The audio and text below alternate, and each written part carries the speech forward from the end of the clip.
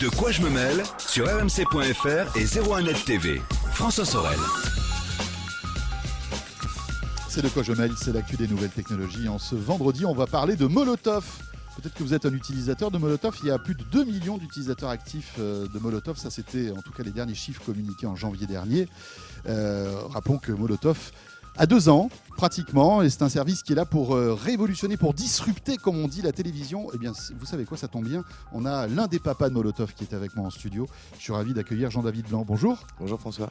Alors, Jean-David Blanc est un spécialiste de l'Internet, de la vidéo, du cinéma même, puisque c'est vous qui avez été l'un des fondateurs de Allociné. C'était il y a très longtemps.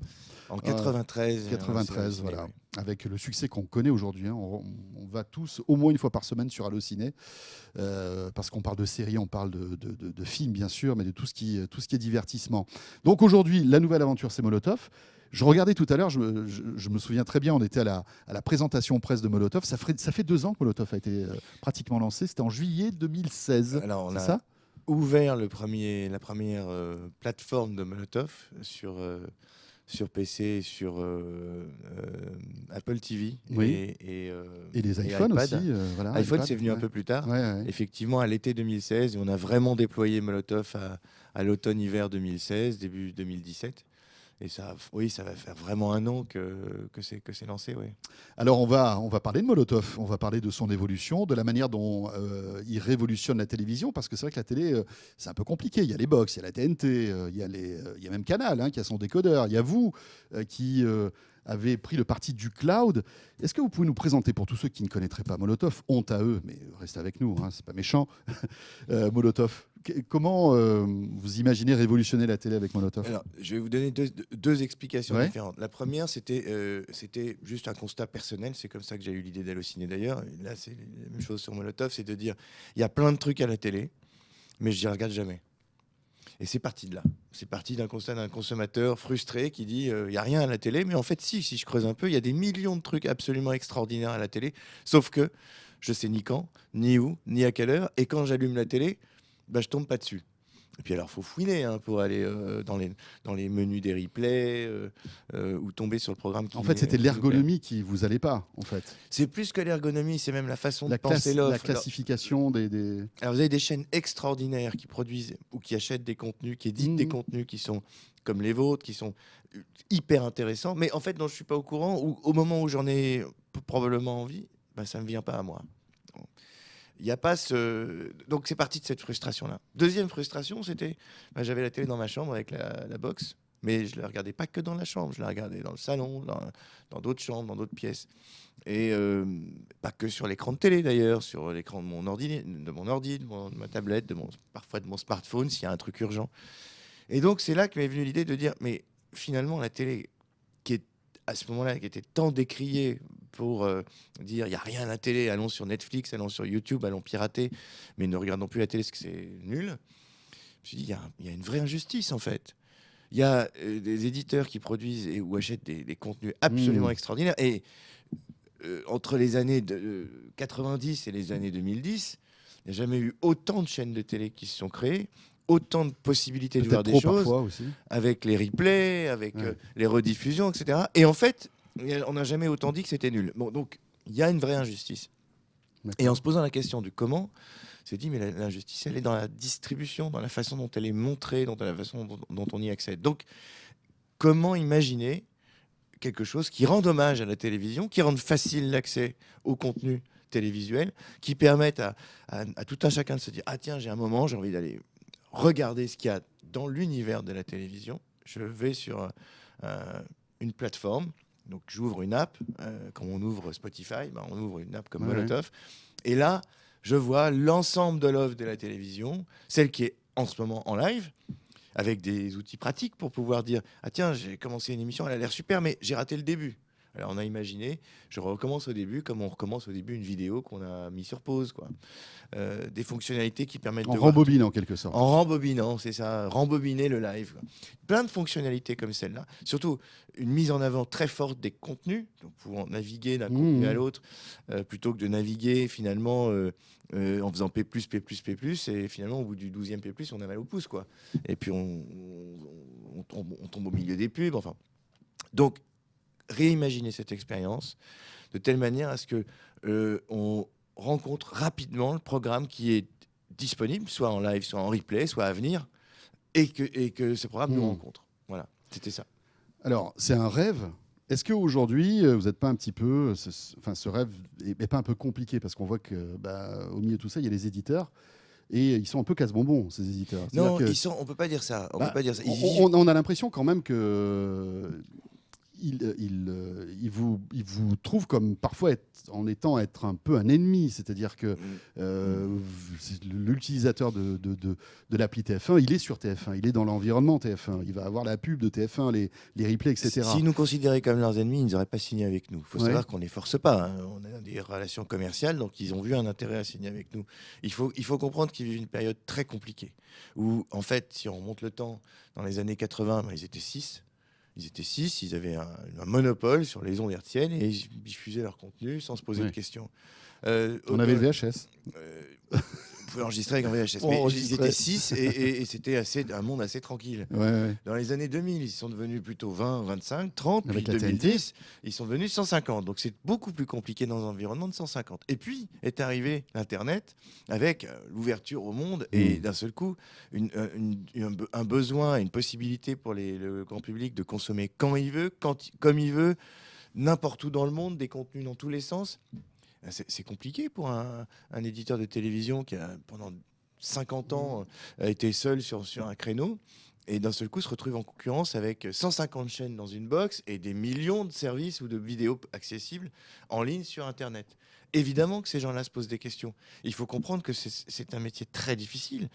Les contenus télévisuels coûtent très cher à fabriquer. Les films coûtent cher, les émissions d'information coûtent cher, le sport coûte cher.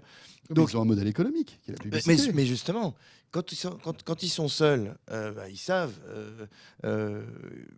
maîtriser cette économie. Quand ils sont 150 et puis que les usages changent, que les gens veulent consommer sur un smartphone, sur une tablette, les modèles économiques sont donc plus vous comprenez les TF1, les M6 complètement. Ils sont dans une période de transition.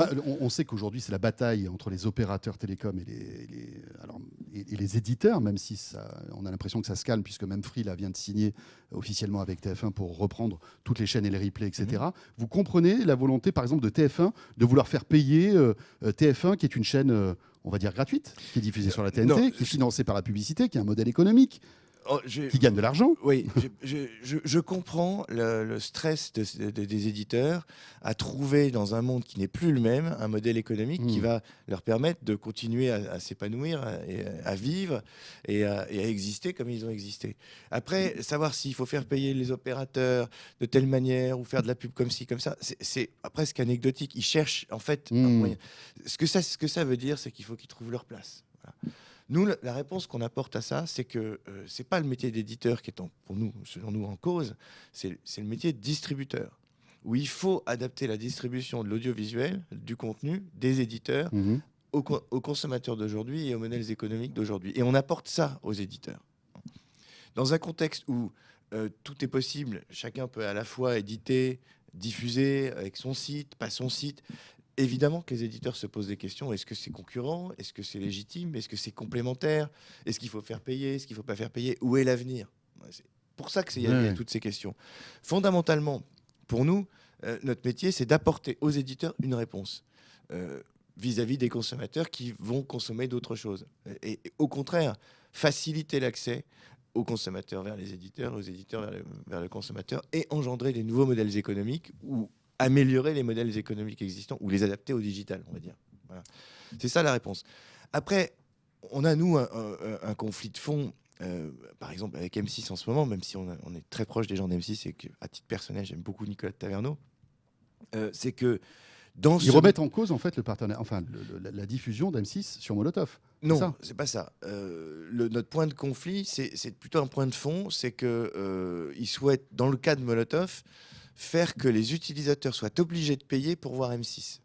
Et là, nous, ça nous pose un problème de fond, et pour ça qu'on fait appel aux législateurs. M6, la chaîne M6 qui est gratuite et qui est diffusée sur la TNT? Absolument. C'est pour ça que ça nous pose un problème, c'est que... Non, mais c'est ce qu'on disait tout à l'heure. C'est bizarre quand même, non? Ah bah, c'est ce qu'on pense aussi. D'accord. Donc il faut leur poser la question.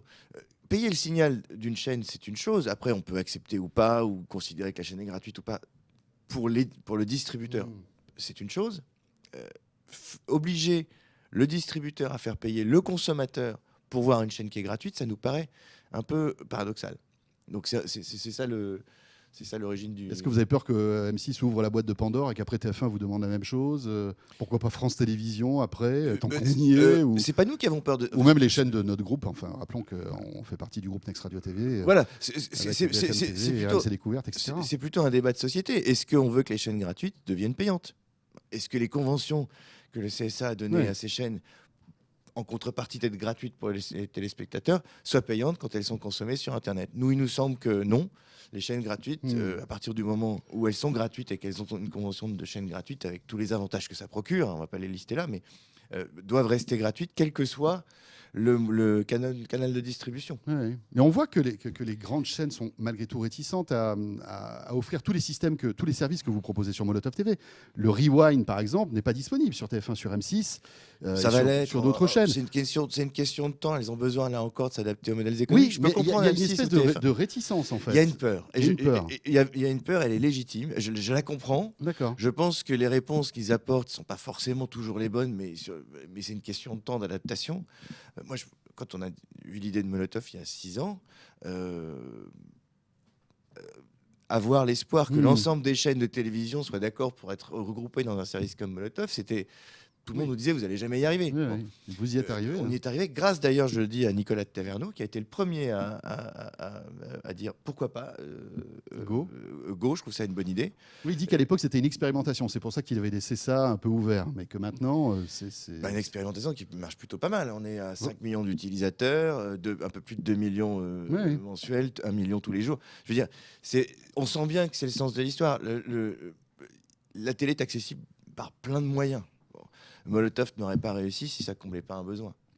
Revenons sur l'aspect pratique de Molotov. Donc, vous êtes là pour envahir tous les appareils, on va dire, qui sont à la maison, alors que ce soit les smartphones, les tablettes, les télés connectées. C'est-à-dire qu'on peut télécharger une appli Molotov sur la plupart des télés connectées, Samsung, LG, etc., Sony, enfin voilà, sur les Android TV, même sur la Freebox 4K, je crois qu'il y a une appli Molotov.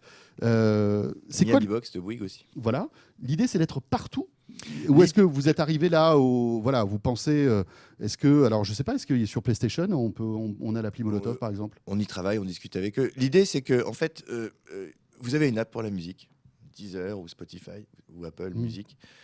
C'est que vous ayez une app pour la télévision. Et quand vous lancez Molotov, quel que soit l'appareil sur lequel vous le lancez, vous retrouvez votre univers de télévision. Ça veut dire vos abonnements, vos préférences, vos enregistrements quand vous en faites, puisque vous pouvez enregistrer non plus sur une box, mais dans le cloud, sur votre compte Molotov. Les partages que vous pouvez faire avec vos amis. On va lancer plein de choses un peu sociales, où vous pourrez voir la playlist de votre copain qui est un fan de films d'action et qui va aller faire sa playlist de films d'action, ou celui qui adore les concerts de musique classique. Mais si je vois sa playlist de films d'action, je pourrais regarder sa playlist ou simplement être informé de ce qu'il regarde? Si vous en avez les droits. Si par exemple vous êtes abonné à Mezzo et que moi pas, je vais voir que vous avez mis dans votre playlist des tels programmes de Mezzo. Pour les voir, il faut que je m'abonne. Donc là aussi, c'est du marketing pour les chaînes. Mais si par exemple il a une playlist avec The Voice dedans, il a enregistré The Voice, c'est pas moi, je pourrais regarder The Voice si c'est sur sa disponible playlist en replay, vous pourriez. Sinon, non. Mais non, vous n'avez pas les droits. À titre personnel, vous n'avez pas les droits. Donc, c'est tout ça qu'on essaye d'imaginer. C'est faire en sorte. C'est compliqué quand même. On se rend compte que c'est. L'audiovisuel, c'est un monde très compliqué. C'est un monde très compliqué parce que c'est des contenus qui valent très cher, qui viennent de partout, du monde entier. C'est ce que vous disiez. Puis, avec des droits locaux, avec des droits temporels. C'est ce monde-là qu'on essaye de rendre simple sur Molotov.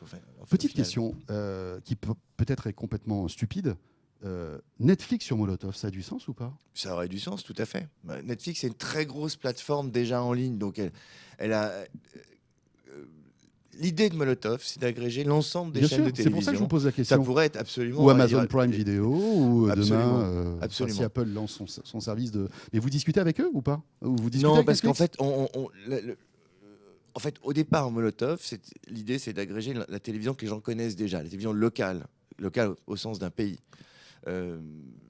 L'idée, effectivement, après, c'est d'élargir l'offre de Molotov, qui est déjà extrêmement riche. La télévision, c'est 7 milliards de contenus en Quand France. on voit aujourd'hui l'hémorragie d'audience qui va sur des services comme Netflix, ça aurait peut-être du sens de regrouper tout sur une seule et unique appli. Et ben c'est en fait. Molotov, exactement. Alors l'idée ensuite, c'est Mais bon, pour l'instant, d'élargir un peu. vous discutez pas avec Netflix, c'est pas No- prioritaire pour vous. Notre priorité, c'est d'abord de bien servir l'industrie de la télévision telle qu'elle existe et la migrer vers du digital comme Molotov, à la manière d'un Netflix. Mais termes de en distribution. gros, parce que on sent qu'il y a beaucoup de diplomatie dans tout ça. Si demain vous allez voir Netflix, les chaînes de télé vont vous tourner le dos. Vous avez peur de ça aussi?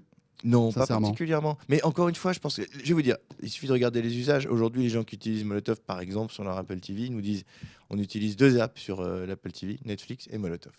Et un peu YouTube de temps en temps. Elles sont très complémentaires. Il faut voir Netflix comme une super chaîne payante. Mhm. Le HBO moderne ou le Canal Plus des années 80 auquel les gens s'abonnent, en plus de la télévision, c'est complémentaire. La distribuer au sein de l'environnement Molotov, pourquoi pas?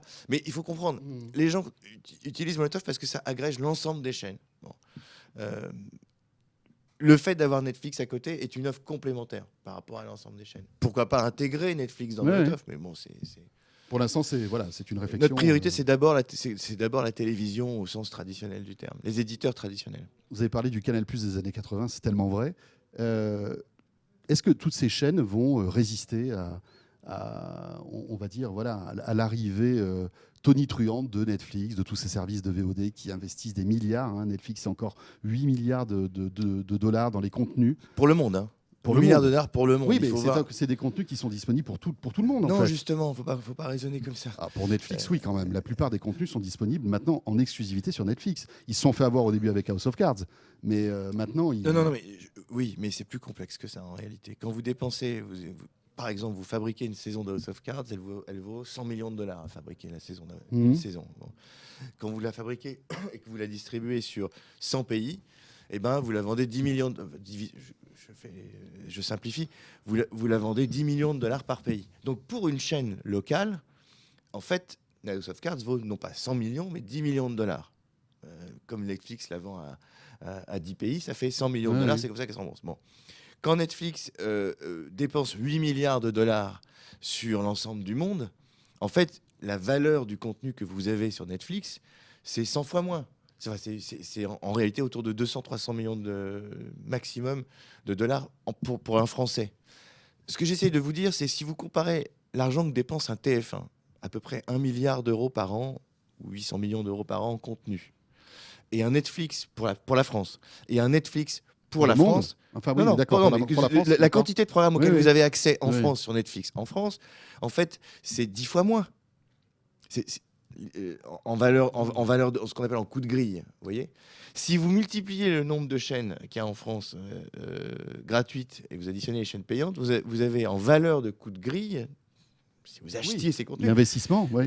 7 milliards et demi d'euros contre 150 millions d'euros sur Netflix. C'est ça qu'il faut comparer. Vous voyez ce que je veux dire? Je dis pas que c'est pas beaucoup. Vous avez des super programmes sur Netflix, mais la réalité c'est que vous voyez une série par mois ou une Enfin, série. c'est un beaucoup plus film. que ça maintenant, hein, Jean-David. Il y a Non, des non. programmes nouveaux sur Netflix tous Oui, les jours. Oui, mais vous les voyez pas tous. Ce que Non, vous non, consommez, non. c'est Mais c'est parce qu'on n'a pas le temps. Mais il y a du choix en tout cas. Il y a du choix et il y en a de plus en plus et de qualité.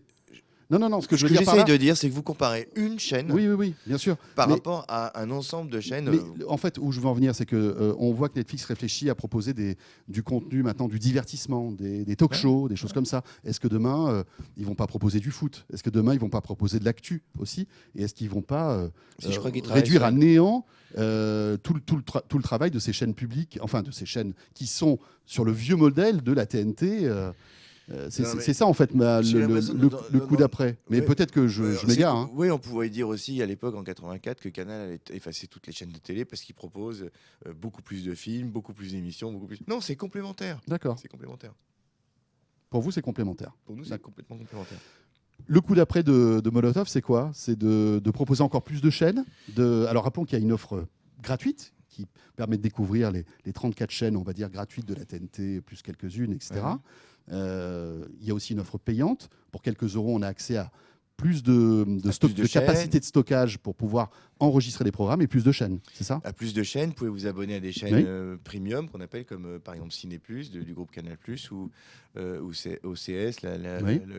les chaînes de cinéma et de séries d'Orange qui proposent notamment comment s'appelle cette série Walking Dead, des trucs comme ça. Walking Dead et Westworld. Westworld en ce moment et Voilà, puis c'est surtout ça. la super connue là, j'ai oublié son nom. Bah écoutez, il y en a tellement des super connus. Game of Thrones. Game of Thrones, merci. Il y a votre équipe qui qui qui souffle. s'ouvre derrière, bravo, c'est bien. Voilà, non, le futur de Molotov, c'est effectivement de rajouter des chaînes, des Mhm. contenus, pas forcément d'ailleurs des éditeurs traditionnels de télévision, des éditeurs qui ne sont pas forcément aujourd'hui en télévision, et puis surtout de se déployer à l'international et d'ouvrir Molotov dans d'autres pays, à la manière de ce qu'on a fait en France. D'accord. Puisqu'on parle de l'international, depuis peu, on peut accéder à tous les programmes de Molotov dans toute l'Europe. Absolument. Parce qu'il y a une espèce de directive européenne qui fait qu'on a droit. Vous pouvez voyager avec Molotov Ça, c'est partout cool. en Europe. Ouais. Parfait. En revanche, on ne peut pas télécharger des programmes pour les regarder dans l'avion. On n'a pas encore lancé cette fonctionnalité parce que C'est quelque chose. oui, on y vous réfléchit. y réfléchissez Absolument, de pouvoir télécharger à la Parce que fois même ces Netflix y est enregistrements. je reviens sur Netflix, mais c'est vrai qu'au Ouais. début, ils étaient contre ce système-là de pouvoir enregistrer les programmes. Enfin voilà, ça pourrait arriver. C'est hyper pratique, c'est intéressant Mhm. pour ceux qui voyagent. Tout le monde, la grande majorité des gens prennent pas l'avion tous les jours. Ouais, mais c'est dans ces moments-là ou dans le TGV ou quoi qu'on aime bien regarder des Mais programmes. je suis qu'on absolument a d'accord, on y enregistrés. travaille. On va permettre de télécharger à la fois les programmes que vous avez enregistrés dans le cloud et puis les programmes qui sont accessibles en replay dans la période de droit du replay. D'accord. C'est quelque chose sur lequel on travaille, ça fait partie de logique. Le plus gros chantier de Molotov aujourd'hui, c'est quoi? C'est de continuer à développer des nouvelles plateformes, renforcer, bien comprendre comment les gens utilisent le service, leur apprendre à mieux découvrir les contenus qu'ils ne pourraient ne pas avoir à découvrir. On veut lancer des choses sociales entre eux, que les gens puissent partager. Vous savez, la télé, moi je me souviens quand j'allais à l'école, on en parlait le lundi matin Ouais, c'est quand on vrai. voyait la télé. Ouais. C'est très social la télé, c'est un T'as vu ciment les dossiers de l'écran? Ouais, ou récemment, tu as vu l'interview de Macron, Ouais, ou t'as ouais, vu c'est les ça. dossiers de l'écran, exactement. C'était Exactement. un énorme truc. C'était Le un mercredi truc- matin, Ah, mais on parlait que on du... parlait que de ça. C'est dingue. Exactement. Ou du film du dimanche soir sur TF1.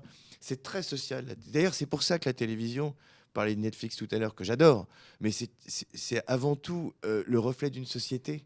Vous pouvez pas créer une télé française, une télé pour la France depuis Palo Alto. Ça n'existe pas. Vous pouvez diffuser des contenus depuis Palo Alto, mais la télévision, c'est comme les journaux. C'est le reflet de votre C'est-à-dire que société. Netflix n'a pas cette proximité qu'ont les chaînes nationales françaises Non, alors aujourd'hui. ils le font un petit peu en produisant des séries locales, mais ça suffit pas. c'est pas la proximité qu'on a dans un pays. C'est pour ça que c'est un ciment social. Donc, les prochaines fonctionnalités sur lesquelles on réfléchit, c'est comment recréer finalement un peu ce ciment social autour de la télévision. Un mot sur la technique. Alors, c'est vrai que c'est un bijou technologique, hein, Molotov. Voilà, à partir du moment où on a une bonne connexion d'Internet, on se retrouve avec plein de chaînes, avec une qualité d'image, avec Même une mauvaise. On a travaillé récemment sur des choses avec Samsung qui sont super intéressantes, où vous pouvez bénéficier de l'interface de Molotov avec une très mauvaise connexion Internet, et ça bascule automatiquement sur la TNT Ouais. en toute transparence. Donc on travaille beaucoup aussi à faire en sorte que les gens qui ont une mauvaise connexion puissent bénéficier du service. On parle beaucoup de 4K. Est-ce que l'ultra haute définition va arriver sur Molotov? Je sais qu'il y a déjà des tests avec une chaîne. Alors, comme vous dites, on en parle beaucoup, mais on n'en voit pas beaucoup. Je ne parle pas de Molotov, je parle de l'ensemble de l'industrie. Hein. À part quelques événements comme les JO, on n'a pas vu beaucoup de chaînes. Mais visiblement, la Coupe du Monde de foot sera peut-être un booster de la 4K, non? Sur certains événements, c'est pas encore quelque chose qui est vraiment standardisé. Pour des raisons de coût d'abord, parce que les programmes sont ça coûte cher à fabriquer en 4K. Il faut que toutes les caméras soient 4K. Il faut que les diffuseurs soient 4K. Il faut que les éditeurs soient 4K. Il faut que les téléviseurs soient 4K. Donc et puis il n'y a pas une traction aussi forte que quand on en parlait tout à l'heure, quand on passe du SD qui est vraiment crade au 720p ou au 1080p. Tout le monde a du 1080p aujourd'hui. C'est déjà super bien. Le différentiel de ce qu'on voit, à part pour ceux qui ont de très très grands écrans, et ils sont pas nombreux en France, hein, c'est pas la grande majorité, n'est pas si fort que ça. Donc la traction n'est pas si forte que ça. Évidemment, on va dans ce sens-là Toutes les télés qui sortent aujourd'hui. Oui, sont c'est le centre de quasiment- l'histoire en fait. Voilà, mais ça va prendre, à mon avis, pas mal de temps. En tout cas, Molotov est prêt. Et d'ailleurs, à titre de test, si vous voulez tester votre plateforme, quelle qu'elle soit, smartphone, tablette ou téléconnectée, pour savoir si elle est compatible 4K, vous allez sur la chaîne. On fait ça en partenariat avec, Fashion TV, je crois.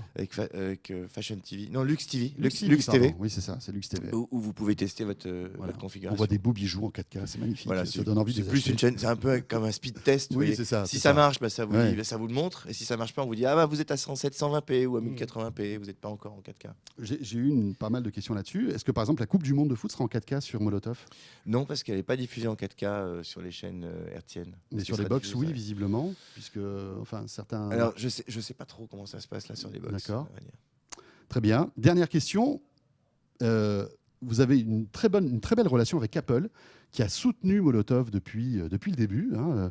Même encore il y a quelques temps de cela, les dirigeants d'Apple en keynote présentaient Molotov. Là, avec la nouvelle Apple TV 4K, il y a l'appli Molotov qui est sortie, etc. Par défaut, oui. C'est important d'avoir des acteurs Écoutez, comme Apple qui sont derrière vous, qui quand vous les- soutiennent. Quand les gens d'Apple qui travaillent depuis 15 ans ou 10 ans sur l'Apple TV ont vu Molotov, ils étaient sidérés. Ils ont dit c'est ça le futur de la télé. C'est pas simplement le fait qu'on ait porté les chaînes sur l'Apple TV. Sinon, on aurait recréé une box traditionnelle en ligne. C'était pas la vision que j'expliquais tout à l'heure. C'est parce que l'interface qu'on a imaginée correspondait exactement, en fait, à la façon dont ils imaginaient eux aussi. Ils l'avaient pas réalisé, mais dont ils imaginaient comment on pouvait naviguer dans la télévision. Et c'est vrai qu'ils étaient sidérés. Je me souviens d'un garçon que j'aime beaucoup qui s'appelle Michel Suter, l'homme qui s'occupe des relations avec les développeurs chez Apple depuis beaucoup d'années, est venu voir Molotov la première fois. On lui a montré sur l'iPad. Puis je lui ai dit Michel, viens voir ce qu'on fait en expérimentation au fin fond d'une pièce là, dans les bureaux sur l'Apple TV. Il était scotché. Il est resté 3 heures de plus. Ouais. Il a appelé Cupertino.